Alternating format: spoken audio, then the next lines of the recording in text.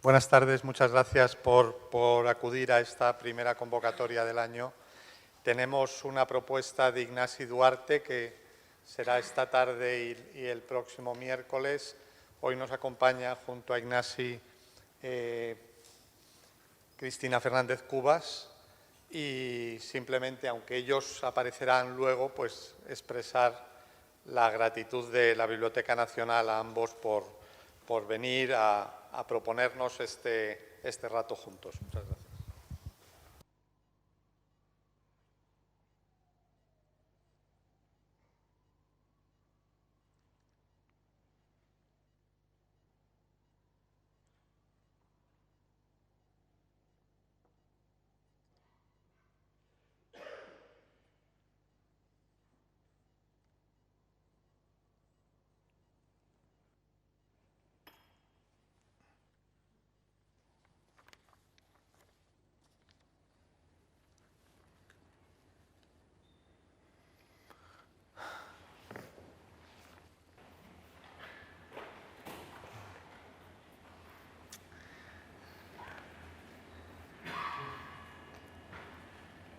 ¿Se encuentra bien?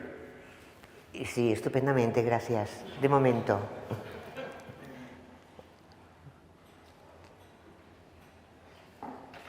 ¿Qué importancia puede tener un poco de nieve de más o un poco de nieve de menos en el país de la nieve?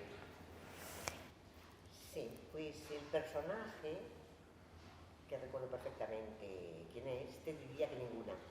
Pero yo te digo que sí, porque creo que es el valor de las pequeñas cosas. Un poquito más de nieve, pues es un poquito más de nieve. Y eso, un poquito no es aquello de ir a una casa y porque la moqueta esté estropeada, ensuciarla más. Dice un poquito más, ¿qué más da? No. O sea, yo creo que las cosas pequeñas tienen su gran interés y su importancia.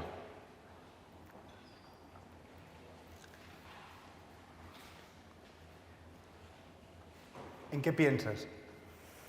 En estos momentos sí que quería un poquito de agua.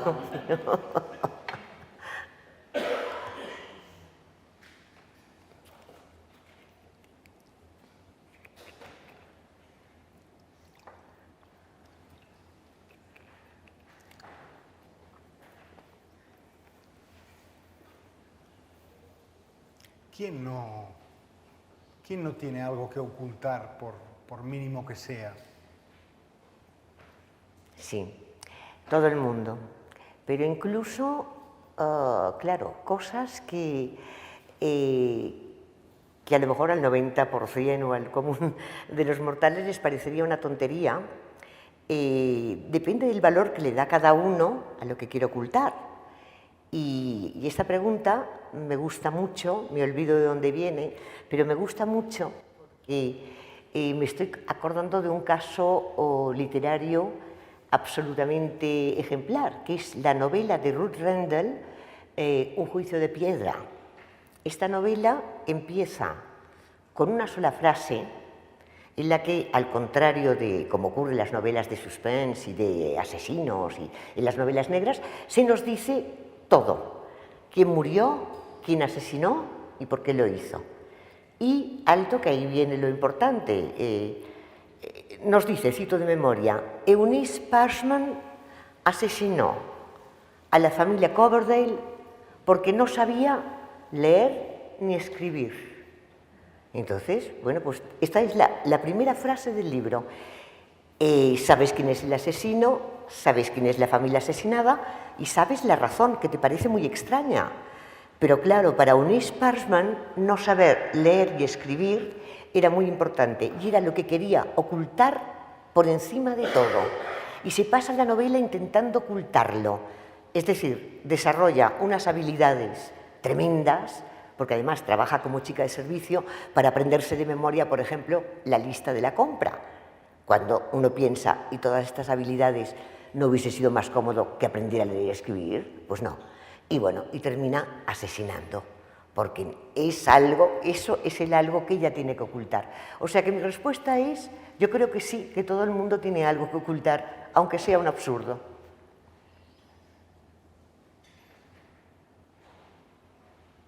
¿Recuerdas? Así en general, sí. creo que tengo una excelente memoria y creo que es bueno recordar.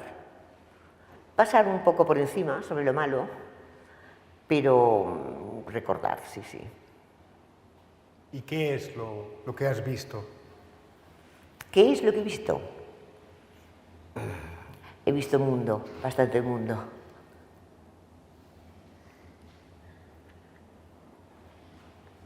¿Para qué recordarlo?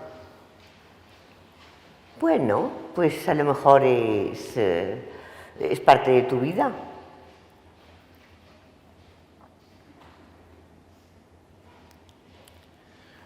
¿Lo que queríamos ver estaba ocurriendo realmente?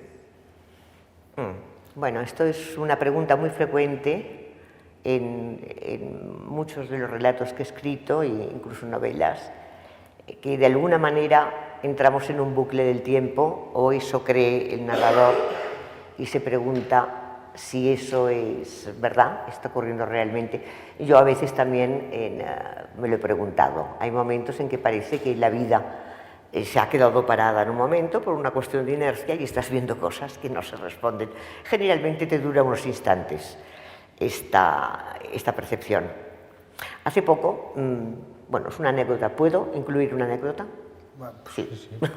Hace poco estuve en Perú, en Lima, y yo había vivido tiempo en Lima, y Lima me había fascinado. Y estuve en Perú para una cosa literaria y tal, y me fui a la calle Berlín, que es donde yo había vivido, en el 551, y vi con terror que mi casa ya no existía. Bueno, pues eso pasa continuamente. Seguí andando y entonces vi que en una esquina de la misma calle Berlín había una casa muy parecida a la mía, pero que hacía esquina. Y por unas fracciones de segundo pensé, es la mía, que con un temblor o un terremotazo se ha corrido hasta aquí y ahora hace chaflán. Es la mía. Esto ya sé que da vergüenza, pero por un momento, por unas fracciones de segundo, creí en esta posibilidad. Y lo digo sin ninguna vergüenza. ¿Existe alguna obligación de revisitar todos los lugares donde se ha vivido? No, rotundamente no. Y no solo porque te puedes encontrar tu casa convertida en una esquinita, no, sino que aquí lo tengo muy fácil contestar, porque no tengo que hacer la distinción entre autor y personaje, porque me acuerdo perfectamente de cuando yo escribí esto. Y lo digo porque es en cosas que ya no existen, que son unas memorias, es decir, la persona que narra soy yo. Y entonces yo recuerdo que esto lo escribí y la respuesta era, ¿hay obligación de revisitar? La respuesta era rotundamente no, porque esto era en Argentina, en la calle Cangallo, lugar en el que yo viví unos 5 o 6 meses y fui muy feliz. Y viví allí con mi marido en un viaje a América Latina que íbamos para 3 meses y duró 2 años. Bueno, en otro apartamentito de esa casa vivía mi cuñado Eugenio Trías, en otro la actriz Julieta Serrano, que estaba allí con la compañía de Nuria Espert Yerma, la conocíamos mucho y entonces al ver nuestro apartamento ella también lo quiso. Bueno, hubo un ambiente buenísimo en esta casa, pero luego cada uno se fue, es decir, Julieta siguió con la gira, creo que se fue a México, Carlos Trías y yo, mi marido y yo, nos fuimos, seguimos la aventura, esa aventura que duró 2 años, y Eugenio Trías se quedó unos meses más, 1 año se quedó, dando unas clases, etc. Pero luego todos nos fuimos, pero pasaron muchas cosas en aquella casa, muy graves, gravísimas. Y mientras yo estaba allí, frente a la casa y recordando la cosa buena, de repente me di cuenta que yo no podía traspasar el vestíbulo. Y fue por las cosas que yo no había vivido, pero que me habían contado y que me constaba, que desapariciones, niños encontrados, bueno, horroroso todo, y pensé que no, que yo me iba con mis recuerdos y que no existe ninguna obligación de revisitar los lugares en que se ha estado.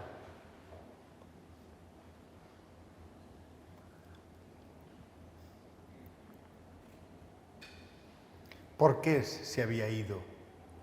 ¿Por qué se había ido? Claro, yo tengo un gentío de... ¿Me permite? Aparte con el público, sí. Yo tengo un gentío de personajes porque, claro, me he dedicado mucho al cuento. Entonces, la pregunta es ¿por qué se ha ido? pues yo no sé en qué momento del gentío de personajes, pero bueno, yo como autora sí contesto, ¿por qué me fui de Buenos Aires? Porque mi idea era, nuestra idea, habíamos viajado a la aventura en barco, además. Había barcos, en aquella época barcos que salían de Barcelona, barcos muy curiosos. El Cabo San Vicente, era el gemelo del Cabo San Roque, salía de Barcelona, daba la vuelta a la península, esto es una cosa, en Vigo recogía un montón de gente, enfilaba para Canarias y luego ya directamente al Brasil. Y bueno, duraba unos cuantos días esto. Nosotros bajamos en Brasil y la idea era América Latina, estábamos fascinados, pero no sabíamos que iba a durar tanto. ¿Por qué me fui? Me fui a los 2 años, estuve un año enterito en Perú, con la idea de regresar muy pronto. Esa idea absurda que luego he visto que tiene mucha gente, diciendo, yo pasaré un tiempo aquí y un tiempo en Europa, un tiempo, eso es imposible. Es decir, salvo que no se puede. Con la idea de que volvería a todos los amigos, me despedí, volveré enseguida, ¿qué queréis que os traiga? Bueno, y hasta años después no regresé, y así de paseo. Estás empezando a recordar. Bueno, sigo recordando, como ves, tengo la memoria siempre en activo puesta.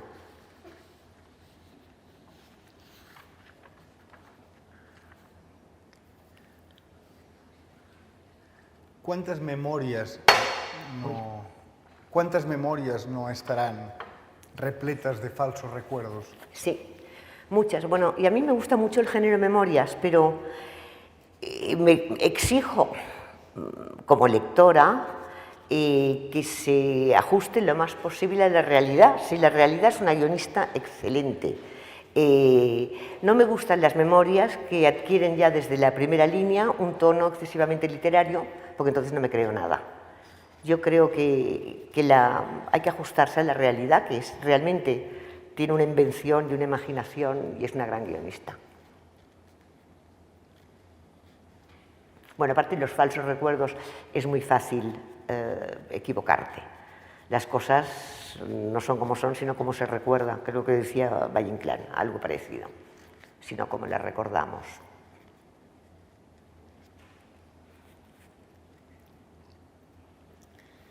¿Qué quiere?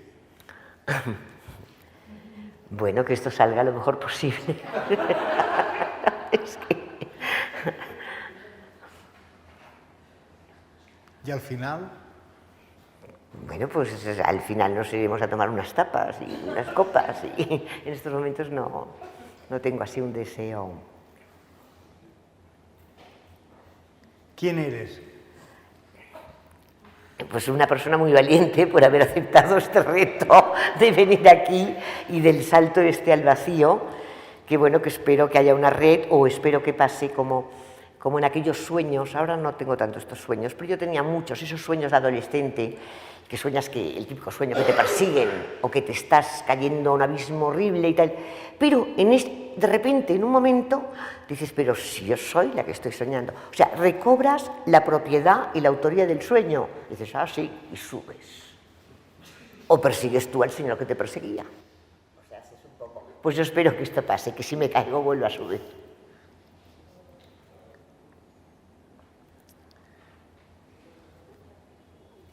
¿Sumisa? Yo no. No, nada. Además desconfío mucho de las personas sumisas. Tengo algún personaje sumiso, una tal Ulla Goldberg, pero que el narrador, aquí es un narrador, le tiene mucha rabia en el provocador de imágenes y claro, ya se ve por qué, porque es una falsa sumisa. En realidad está experimentando todo el rato. No creo en la sumisión yo, me da mala espina.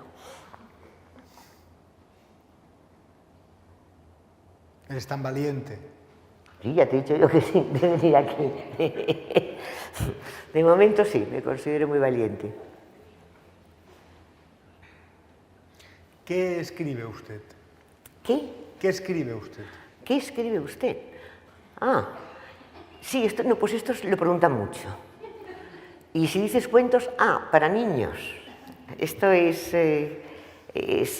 sí, es muy difícil además explicar qué escribe usted. Ya dices ficción, ciencia ficción, no. Cuentos para niños no, que escribe. Entonces tienes que contar lo que escribes, que es dificilísimo, porque generalmente la persona que te pregunta qué escribe usted, y no lo digo por usted, porque es un personaje, le importa un bledo lo que escribas. Es para, pues no sé, para seguir la conversación. ¿Por qué habrá tenido que interesarse por esas cosas? ¿Por qué habrá tenido que interesarse por esas cosas? Los motivos de interés de cada cual son... Claro, estoy completamente perdida. ¿De qué personaje puede decir esto? No lo sé. No, hablaba en relación a la escritura. Ah, a mí. A mí. Ah, bueno, eso es una cosa tan antigua que ya se pierde. Para empezar, yo empecé a escribir de niña, pero para mí era un juego como otro cualquiera, solo que más secreto, y un juego para el que no necesitabas a nadie. Y podías volar. Esto, mira, en un premio en la ciudad de Barcelona nos dijeron, esto es que me gusta recordarlo, porque fue así, fue por casualidad. Yo no me había enterado de lo que teníamos que hacer como de costumbre, y como aquí, pero un poco menos. Y entonces, pues me encontré en un escenario con todos los galardonados, que eran muchos, y en aquel momento me dijeron que teníamos que ir a la pizarra a poner una frase. Y bueno, en aquel momento una frase no se me ocurría ninguna. Es difícil, se te ocurra una frase, es que no, al revés, no se te ocurre ninguna.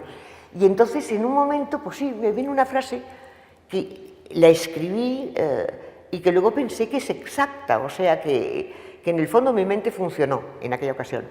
Yo escribí, de pequeña soñaba con volar, punto.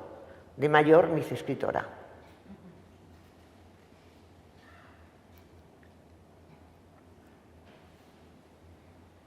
¿Y? Bueno, pues si no le ha gustado la frase, yo no tengo la culpa. A mí me gusta mucho. Escribir es volar y viajar a países donde no has estado nunca. Y eso, y a mí sí me gusta. Aunque sea la autora,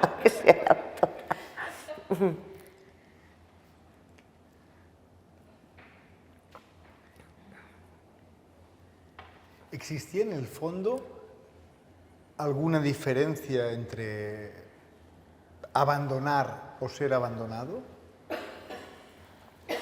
Sí, las dos posibilidades son horribles. Yo recuerdo ahora el momento en que la narradora se lo plantea, ella ha abandonado y luego ha sido abandonada o al revés. Pero sí, son dos sensaciones distintas y desagradables, las dos. Quizás lo que se me ocurre en este guiño que tienen las obras entre ellas y en este intercambio, y en esos guiños más que nada, es acudir a otro cuento en el que la narradora habla de dos tormentos muy distintos, el del zapato ancho y el del zapato pequeño. Es decir, una cosa es ir con un zapato estrecho que te haga un daño horrible y otra con un ancho que no puedas dominar, que sea como unas barcas enormes. O bien, entre el tormento serio de tener hambre y no poder comer, o el otro, su opuesto, que puede parecer muy grotesco, pero que también es un tormento, el no tener el menor hambre y estar obligada a comer por una cuestión social o lo que sea. Pues abandonar o ser abandonado son dos desastres, el que abandona y el que es abandonado, pero que son muy difíciles son muy distintos, pero los dos son malos y hay diferencia.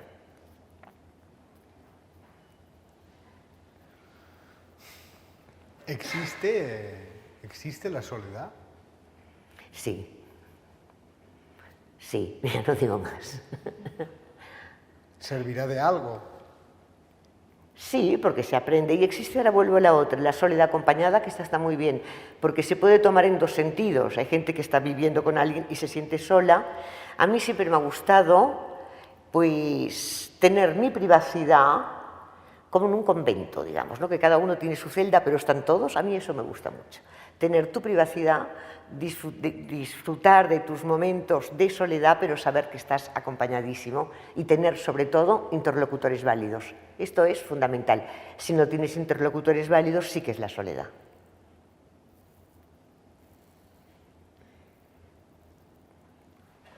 ¿Y ¿Quién le espera en casa?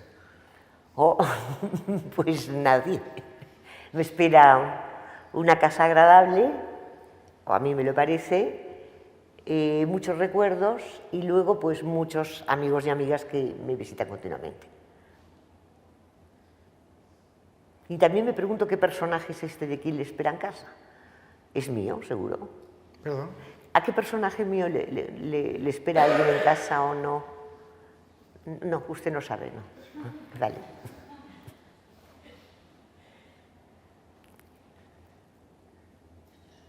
¿Existe algo más hermoso y mágico que asistir al florecimiento caprichoso de un jaracandá? Bueno, esto es una leyenda que me inventé yo, con lo cual, vamos a ver, la primera vez en mi vida que yo oí la palabra jacarandá, en Perú dicen jacarandá, en otros lugares dicen jacaranda, pero como es una planta tropical, pues yo no tenía noción de su existencia. La primera vez que oí hablar de ella, digo, fue en el Perú, hace ya la tira de años, y me encantó.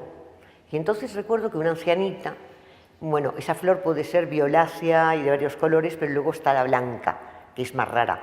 Y una ancianita me contó, y yo la quería pies juntillas, ahora pienso que se lo inventó, pero es igual, me contó que esta flor, la blanca, florece muy raramente y por espacio de muy poco tiempo, un día, apenas unas horas. Y luego dijo, es una flor tiránica y fascinante. Y a mí me quedé yo con la copla y entonces me inventé una pequeña. Yo pensé, tiránica, fascinante, me parece una flor mala. Y entonces inventé, todo esto está inventado, que en efecto florecía por muy poco rato y tenía la virtud de conceder los deseos en el momento del florecimiento. Pero claro, como era una flor mala, este deseo tenía que ser grande, inmenso, pero sobre todo inédito. Es decir, que si ya había pasado por tu cabeza alguna vez, por ejemplo, los enamorados que iban hasta allí, pues lógico que dijeran, queremos vivir eternamente juntos, entonces la flor malévola se empeñaba con sus malas artes, con todas las artes del mundo, en desbaratar sus planes. O sea que sí, algo más bonito, según esta medio leyenda, que asistir al florecimiento del jacarandá, y también algo muy peligroso, porque es muy difícil contener el gran deseo que tienes dentro.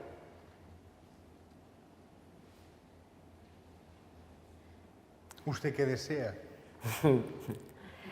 Bueno, deseo, no tengo yo así grandes deseos, o sea, después de una etapa de un poco de incertidumbre, etcétera, ahora yo me estoy encontrando muy bien y deseo seguir por este camino y con muchas ganas de trabajar y todo eso. Y deseo seguir el tener buen rollo con todo lo que me rodea, los objetos, los amigos, eso es importantísimo.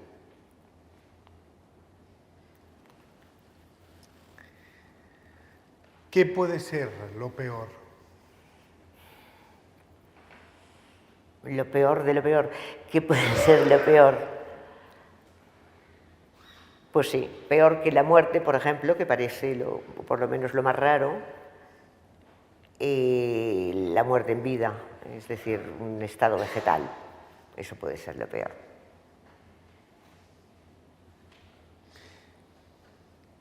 ¿Qué es lo que se supone que debemos hacer si estamos muertos? A ver, ¿qué es lo que se supone? Pues yo es que tampoco lo localizo esto. Si estamos muertos. Bueno, yo no sé, yo de pequeña me decían, me lo decía la niñera, a la cual debo casi todo lo poco que sé, se lo debo a ella, que cuando uno se moría, lo primero que hacía era ir a estirar las piernas a las personas que no le habían tratado bien en vida. Entonces, pues eso es una de las cosas que se puede hacer como primer plano, ¿no? Como primer plan, mejor dicho.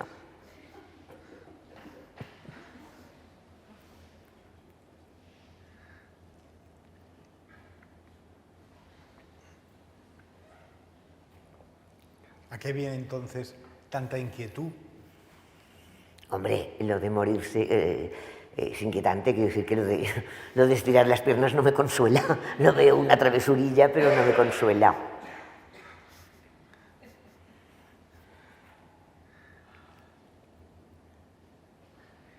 ¿De dónde sales? ¿De dónde sales? Bueno, pues estos momentos de aquí detrás. Y esta mañana de Barcelona, que yo venía muy tranquila, pero ha sido en el AVE donde me ha empezado a entrar un cierto pánico. Digo, pero bueno, ¿qué vamos a hacer en Madrid y todo eso? Y luego he hablado contigo y se me ha pasado un poco.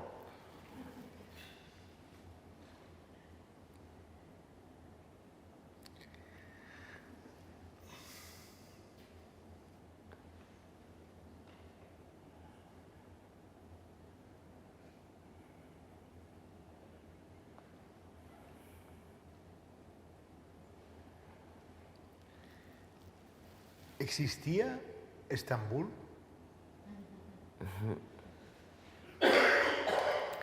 Pues la verdad es que una de las veces que estuve allí y la que dio lugar a Konagatán en Estambul parecía que no existiese, porque, bueno, era invierno, estaba nevado, pero eso no es importante, neva mucho allí, sino que había una niebla tan densa y tan feroz que en realidad tú ibas por la calle y pensabas, estoy en Estambul como puedo estar en cualquier otro sitio. Y solo cuando llegabas pues, al Gran Bazar, a la Mezquita Azul, a donde fuera, y entrabas en un interior, era como si todo se iluminara y, bueno, pues entonces gente, a lo mejor tú pensabas, fallecida hacía siglos, recuperaban por inercia sus movimientos, los vendedores vendían alfombras, salías a la calle y otra vez era la nada, la niebla. Bueno, era un Estambul en nebulosa, que me gustó bastante.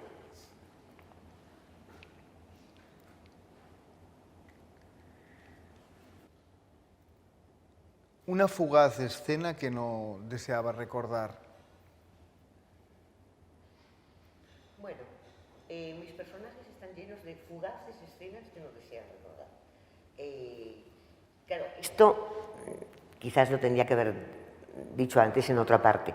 Mis personajes en realidad son gente normal, que están viviendo la cotidianidad, pero esta cotidianidad de repente algo ocurre y se quiebra, se resquebraja. Y entonces pues realmente muchos de ellos están al límite, se ven obligados a vivir situaciones límite. Y entonces pues de ahí pues pasa lo que pasa. ¿Dónde está su equipaje?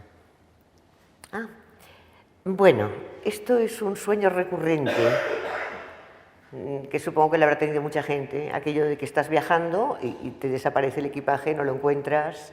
Yo me he pasado muchas noches buscando el equipaje. Luego al final o lo encuentras en el sueño, si has recuperado el sentido de la propiedad del sueño, o lo encuentras por casualidad, o te sientes muy feliz al despertar. Pero me paso bastante tiempo en sueños buscando el equipaje. Me lo pierden siempre, en trenes, en aviones, siempre. ¿Su nuevo objeto de investigación? Bueno, en estos momentos no estoy investigando, estoy dedicándome a leer, pero no es una investigación, son lecturas placenteras.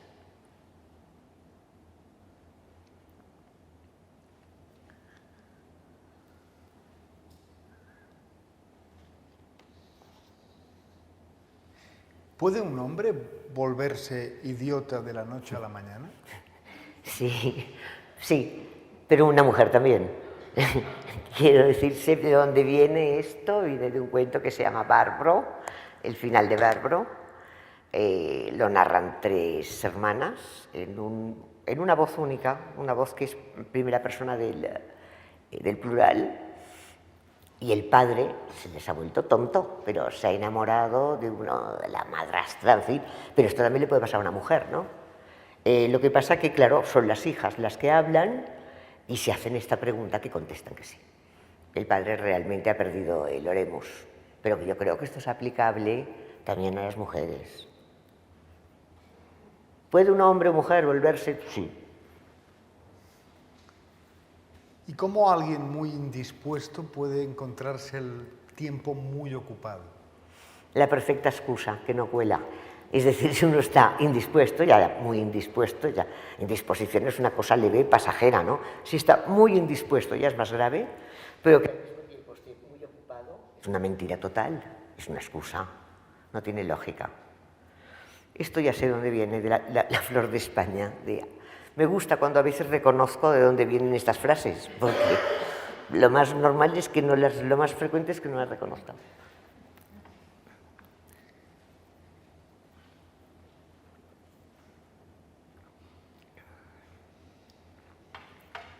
¿Para qué mentir? Sigo igual, no sé qué lo dice. Bueno, en todo caso, yo no soy aficionada a las mentiras. ¿Para qué mentir? Pues me lo pregunto yo también.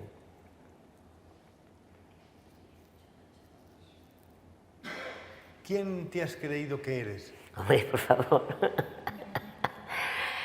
Nada, ni más ni menos que yo, nada, una escritora. Y más cosas, pero tampoco he venido aquí a contar mi vida, ¿no?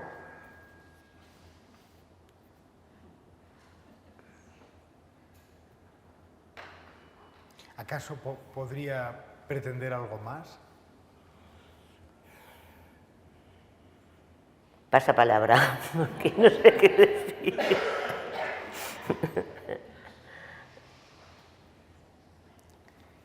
¿Cuál es la fórmula para iniciar una nueva vida? No hay fórmula. Y creo que es muy difícil. Es vivir al día, cada día un día nuevo. Y ahora me estoy acordando de un libro de Carmen Martín Gaite, en el que me quedó muy clara unas páginas. En esas páginas, el libro se llamaba Nubosidad variable, la novela. Y hay una página que además, curiosamente, se lo comenté a ella y ella no le daba ninguna importancia, pero yo sí, en la que decía que el día es como un cheque en blanco, cada día, y que uno mismo se encarga de rellenarlo. Eso me gustó y me ha quedado todavía en la cabeza.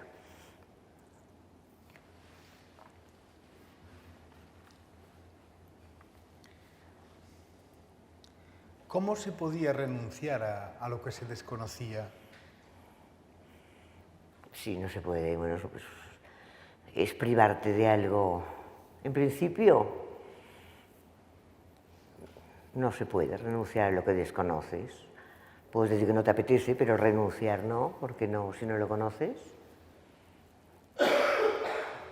Yo supongo que esto va por el año de gracia, el seminarista del año de gracia, que renuncia al mundo para meterse en un seminario y luego se pregunta cómo renunció a lo que no conocía. Y entonces se embarca en un viaje en el que pasa de todo. Pero sí, claro, es una pregunta muy lógica. ¿Cómo renunció a algo de la vida de la que no tenía ni idea?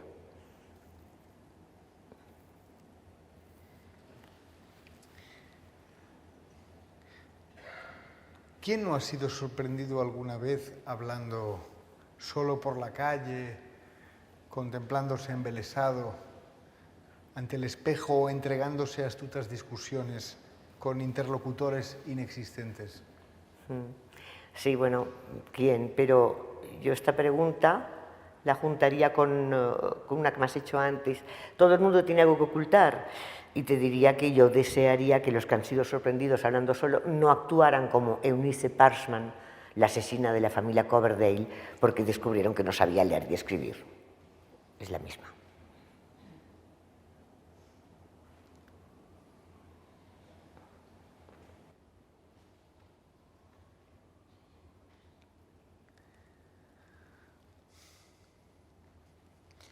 ¿Cómo se puede vivir con un oráculo? Hombre, debe ser difícil, ¿no? Que te estén diciendo todo el rato. No, lo que va a pasar leyendo debe ser imposible, no se puede, ¿no?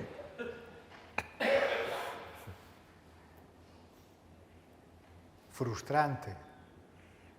Hombre, sí. En ese caso, sí.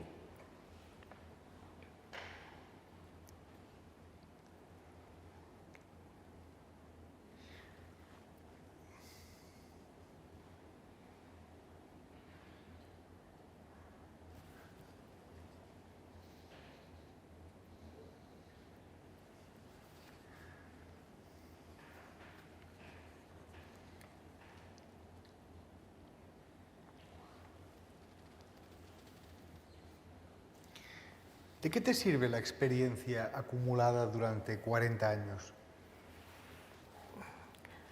Debo recordarle que tengo experiencia de más de 40 años. Pues espero que sí, que me sirva de algo tiene que servir. Aunque a veces la verdad es que se evapora y uno comete errores que no debería, pero bueno, que no debiera, pero sí, de algo tiene que servir.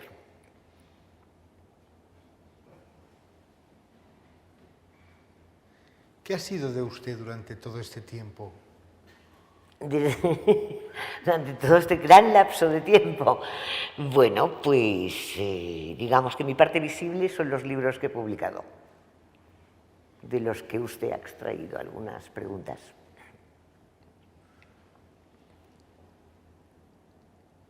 ¿Y no se arrepintió nunca?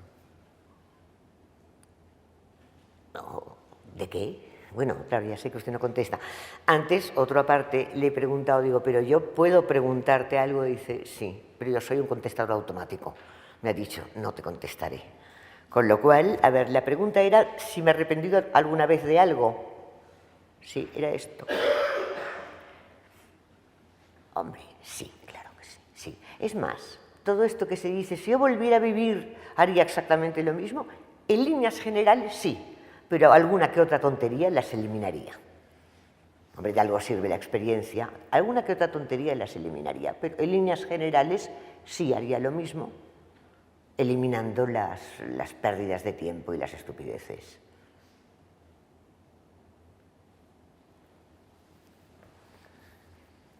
¿Para qué vivir? Hombre, no, la vida es un regalo, aprovechémosla mientras podamos. Pues hay momentos, ya sé quién dice para qué vivir, porque además era mi padre. Yo sé que esto viene del libro de memorias, cosas que ya no existen. Mi padre estaba absolutamente hundido a raíz de la muerte de mi hermana mayor y todo el rato decía para qué vivir. Y bueno, felizmente aquella depresión acabó un día, porque si no, no estaría yo aquí hablando, ni pues no podíamos más. ¿Para qué vivir? Pues no, hay que vivir y hay que recordar que es un regalo la vida y apreciarla en todo lo que significa.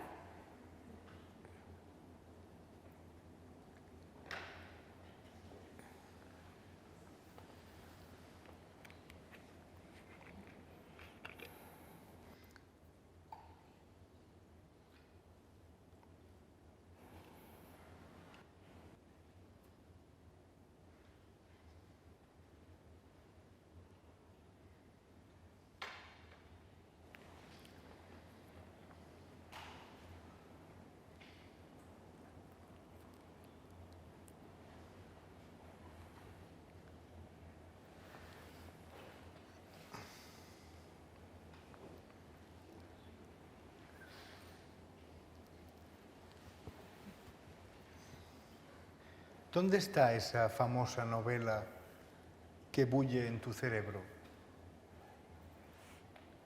No bulle ninguna novela famosa en mi cerebro. No, hasta ahora hablo como autora, yo creo que he seguido una línea, naturalmente, a veces no me he quedado contenta con lo que he escrito, pero generalmente he tenido mi tiempo, he sido fiel a mi tiempo y al mundo de lo que me interesa. No tengo en la cabeza una famosa novela que bulla en el cerebro. Lo que quiero escribir, tengo algún cuento, pero yo hasta que no les doy forma sobre el papel, están allí como proyectos, no existen, no los tengo en cuenta.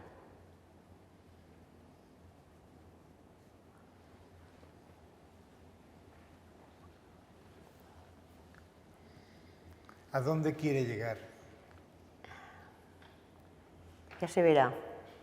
Lo que no quiero es abandonar el camino que llevo. A lo mejor, como se ha dicho siempre, lo importante es el camino. Ya veremos a dónde llego.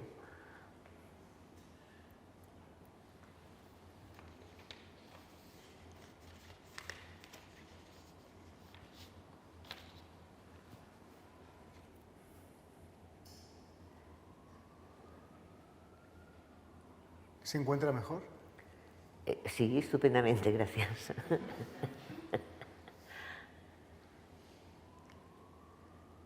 Muchas gracias. A usted.